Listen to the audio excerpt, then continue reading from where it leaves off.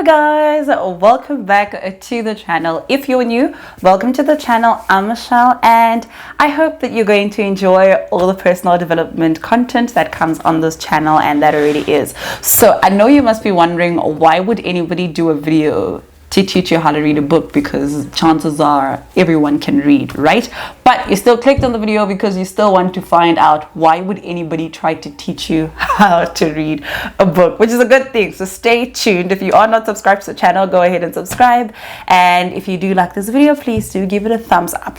So I know that reading has become quite, or it's actually starting to become quite a huge culture within a lot of us, in a lot of circles. Have you ever been to an event where somebody says to you, what are you reading, or tweets or posts, so people just like share the books that you're reading? What book has changed your life? What are you reading? You know, there's just so much conversation about what books we're reading at what time and what books have changed our lives, yada yada yada. However, one of the biggest things that I've realized is that sometimes, and I did a video on this, on that sometimes people don't know what books to read, so therefore you don't find reading really helps you that much, mainly because just like, I read this book and really didn't do much to me, or whatever the case is, but when that book actually did something to someone else.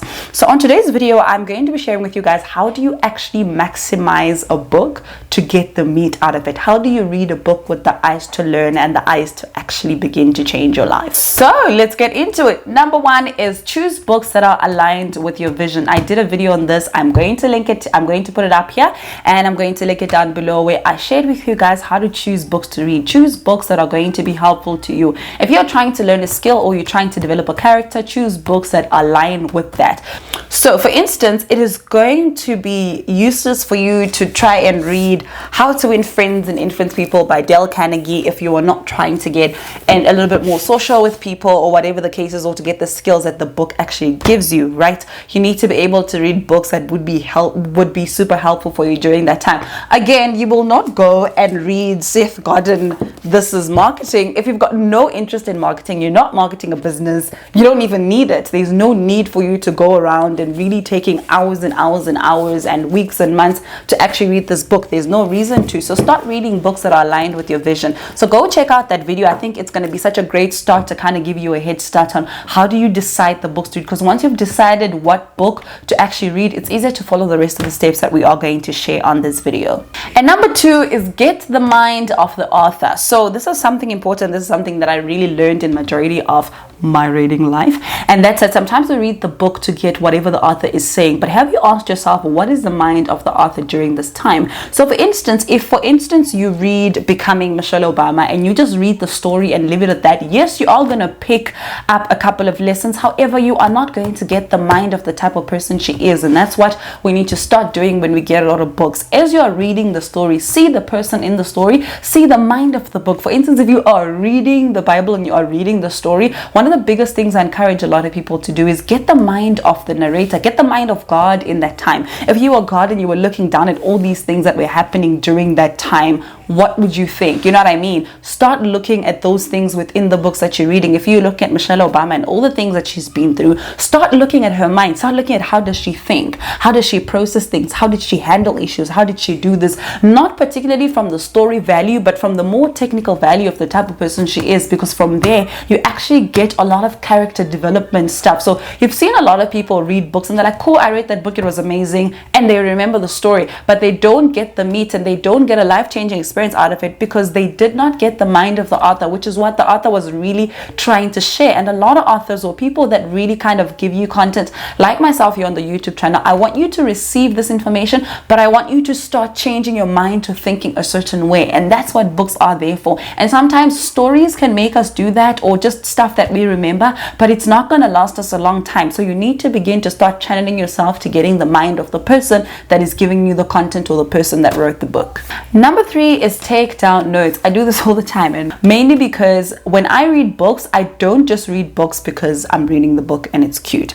I literally read books to study books, and I take notes down. I sit down and I really reflect, and I really kind of spend time thinking about what the book is saying, getting the mind of the author, like I mentioned, but more than anything, just journaling and writing down what I'm truly getting from the book. What that helps me is it helps me reflect a lot and think deep about what the book is saying. Majority of the time we read through because you want to read read 4 books a month, so you want to read 1 book a week, which is great, but you're running through the book so much that even if you've read 4 books, your life doesn't even look like it's been changed by any of those books. Yes, you can talk about the fact that you've read them, but you still can't live out what the book was actually trying to make you live out. So that's one thing that is super important. It is not always about how many books you read, but it is how effective you are reading every single book. So you need to understand that sometimes there are some books that are going to be super helpful for you that you really can't run past, but that you have to read through and take notes. Personally, there are some books for me that I will read more than once, more than twice. At one go, I don't mind spending a whole month reading the same book over and over again, because I keep getting different revelations and different ideas and different things, and I keep journaling and I keep referring to my notes,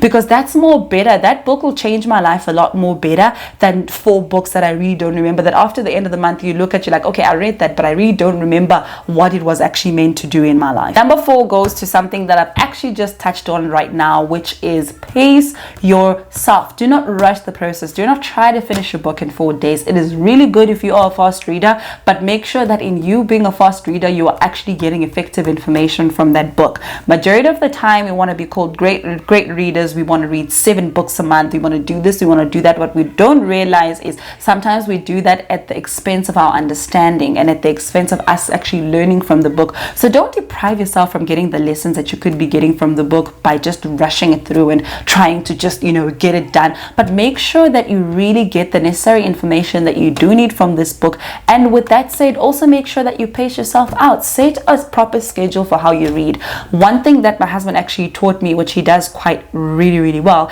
is set the amount of pages that you want to read today. So don't just get a book and say, cool, I'm going to read this book and I'll see where it goes. For instance, if you say, I'm just going to read 10 pages today, or just 1 chapter a day, once you've read that 1 chapter a day, it's easier for you to start pacing yourself, for you to begin writing down notes and really reflecting, because you're really pacing yourself out. Normally, you know that if the book has 12 chapters, for instance, you are going to finish the book in 12 days, because you said that you are going to read 12 chapter a day. Or for instance, if you say, I'm going to read 10 pages, right, and there is 100 pages in there, you actually know how long you are going to finish the book, and within that time you can actually pace yourself to writing notes. You can actually pace yourself to really think deep about what the author is saying. Number 5 is engage with the book. Basically, I will say engage with the content that is feeding you. Another thing we do quite a lot is you get a really life-changing book that says, as you're reading the book, it says stuff like, before you proceed to the next chapter, write down 3 things you like about yourself, write down 3 things you want to work on.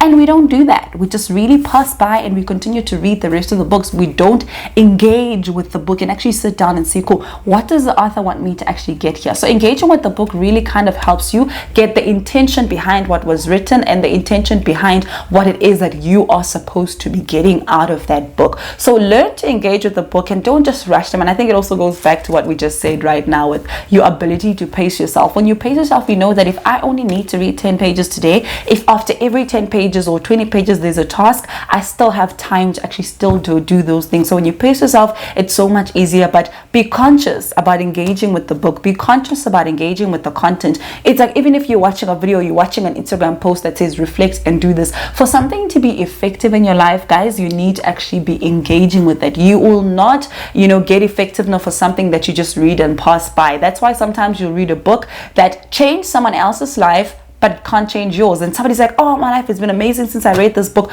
but when you read it, you're just like, yeah, it's just the same to me. I know you've had one of those situations. I've had them a lot of times, and sometimes maybe you're not ready for the book, but sometimes it's also because you are not engaging within the book. You're really not taking the time to actually put yourself and your head in it and really do what the book is saying you need to do. So with all these steps, I'm really confident that if you apply them properly and effectively, you are going to have a life-changing experience with all the books that you've always wanted to read. So thank you so much for tuning in. I hope that this video has been nothing but super fruitful for you. I am so excited for you, and like I always say, we are going to win in 2020 no matter what happens. So if you like this video, do give it a thumbs up. If you are not subscribed to the channel, go ahead and subscribe. I love you guys so much, and I will see you guys next time. Bye.